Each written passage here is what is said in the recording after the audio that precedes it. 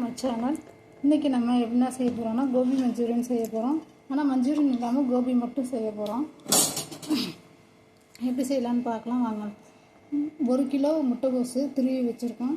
இதில் அரை kilo carrot துருவி வச்சுருக்கிறத போட்டுக்கிறோம். அடுத்து இஞ்சி பூண்டு பேஸ்ட்டு 2 ஸ்பூன் அளவுக்கு, 1 ஸ்பூன் மிளகாத்தூள், 1 ஸ்பூன் உப்பு, சோள மாவு 1 கிலோ போடுமா, சோள மாவு 1/4 கிலோ,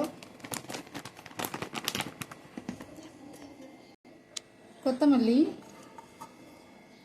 கரம் மசாலா கொஞ்சோண்டு போட்டுக்கோங்க, ஒரு 1/4 ஸ்பூன் அளவுக்கு, 1/2 ஸ்பூன் அளவுக்கு,